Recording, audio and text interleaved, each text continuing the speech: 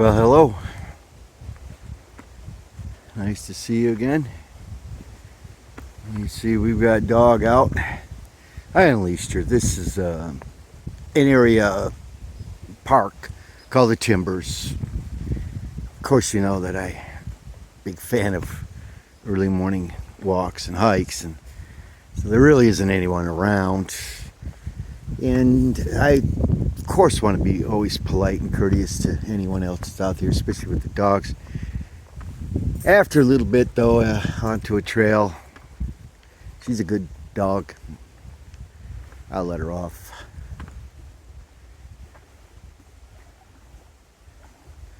We're at a kind of a darker dawn hours. Right now it's a little cloudy. But we're coming into one of my favorite areas, and it's called the Timbers, as I said. A lot of the fir trees, pine trees, all in this little, I don't know, I guess I could call it a hollow, but, well, you can't, can you? Here's, obviously, beach sides onto the lakes. And then as we bust into here, I only see it kind of was like a hollow because you can see barely over there that there is indeed a berm or a hill that kind of half moon surrounds this area. It's just awesome to see all these trees together like this, and because not much sunlight can filter down because of the trees shadowing it off, and the pine needles covering the ground, so you got no sun coming down to the ground, and you got pine needles onto the ground.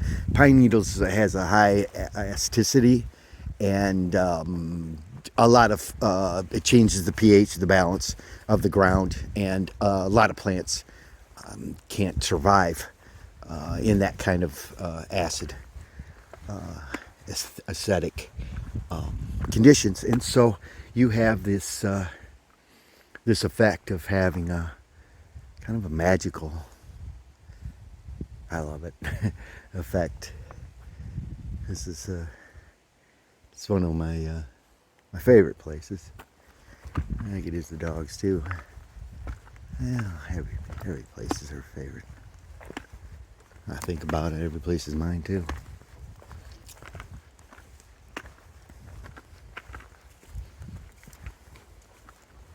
Yep. Come on. Good girl.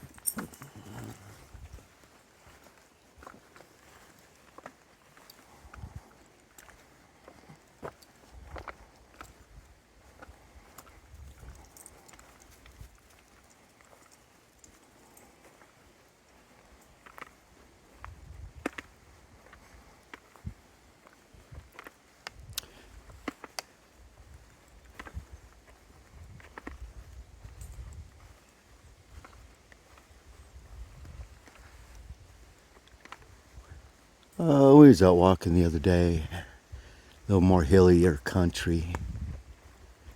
This is in Michigan here right now. But as we were walking, there would be depressions between one hill to another.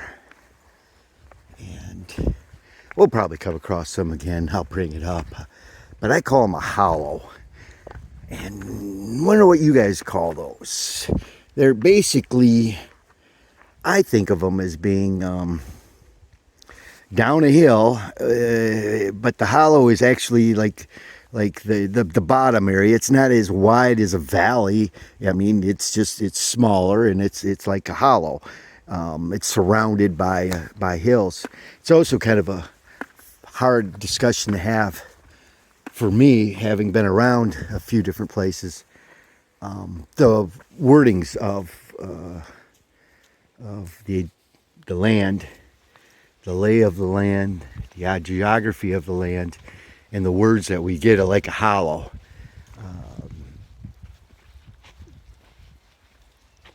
And even to talk about hills. I know that in the Mid-South regions where there are, for us, I'll say east side and the Appalachians, I mean, you can really talk about those being mountainous, and yet you can get out to the Rockies and you're like talking about Appalachian Mountains, and they may think, well, wait a minute, that ain't such a mountain, come see this. So I know that the different kind of wordings here, and especially in Michigan, we have areas that we will call a mountain, and I'm sure others would just look at and say, you don't even have the right to call that a mountain.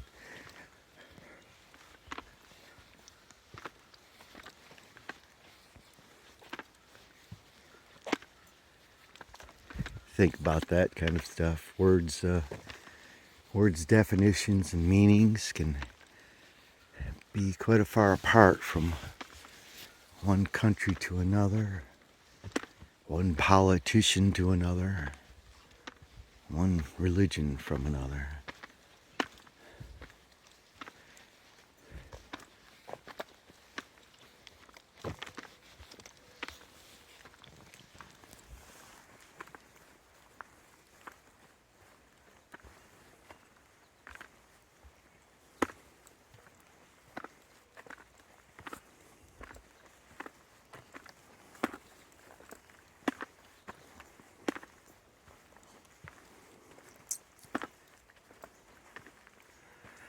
Well, I don't think that we're going to see the sun on this little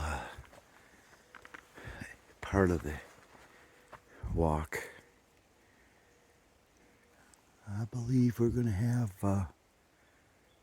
some cloud cover till before noon.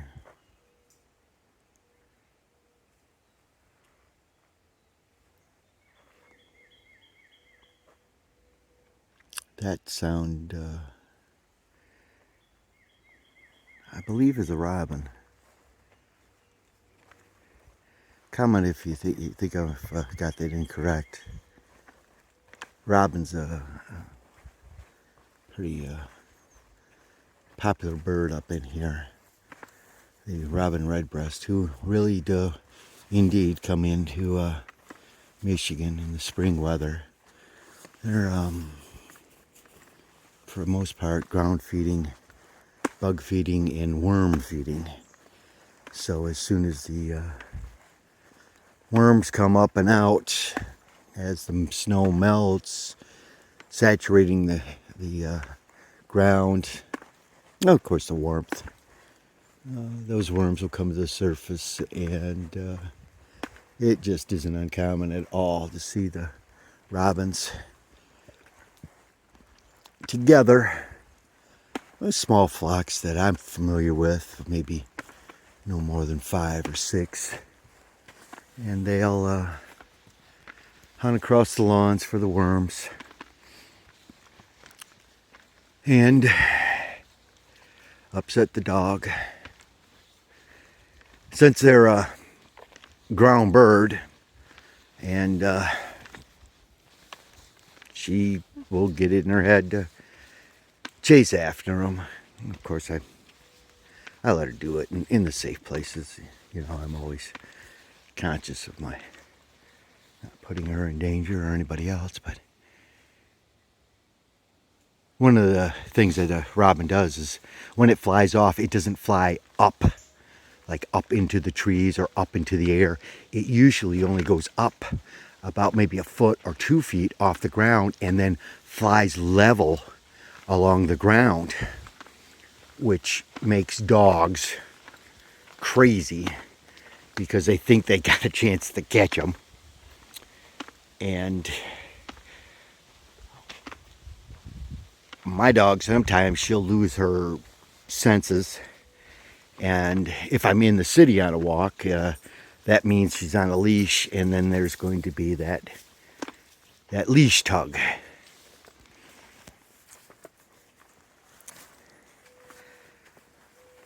Being at my age, I just don't dig the leash tug. It's my own fault. I spoil her. She gets away with little things, and yeah, well.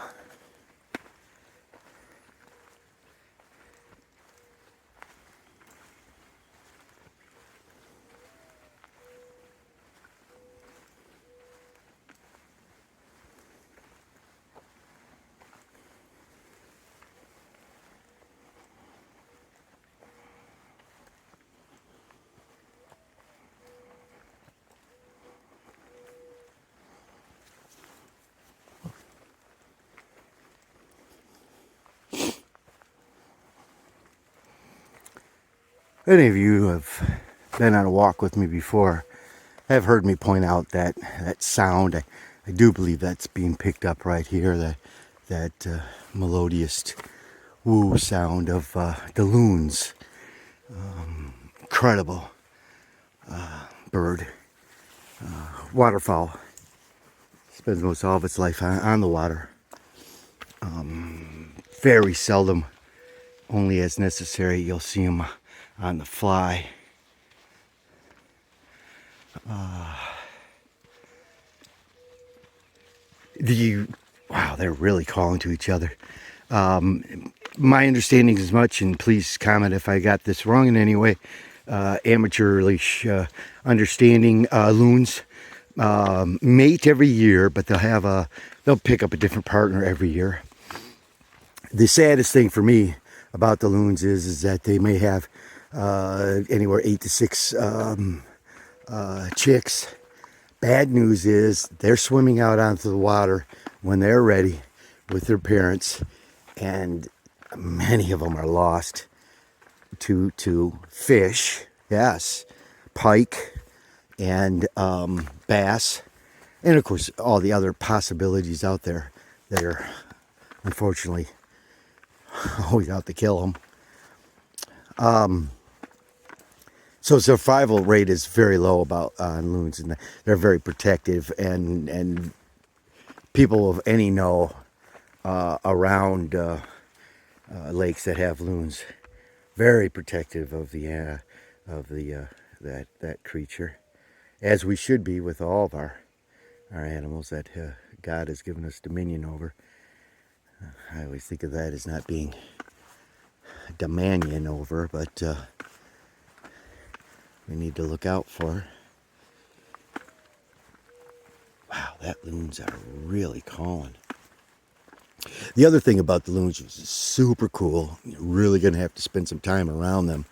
I'm an avid kayaker, and so I've been in the water and close over the years near them. They are incredible underwater swimmers.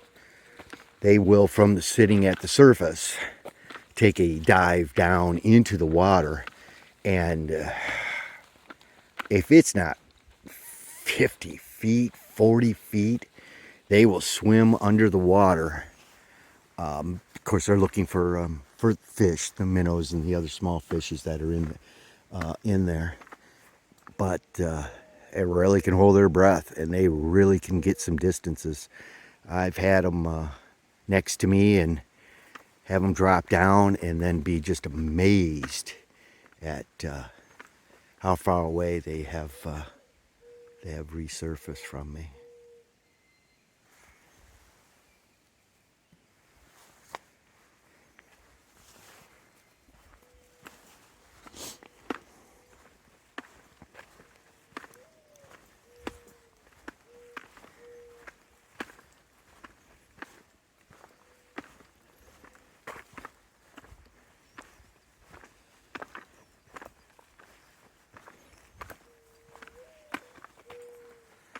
Well, you know what? I think we're gonna sign off. We're gonna say goodbye to you. I want to thank you for going on this walk with us, and I do. I hope and pray you have a carefree day, a blessed day. to you and all those you love. Till the next time.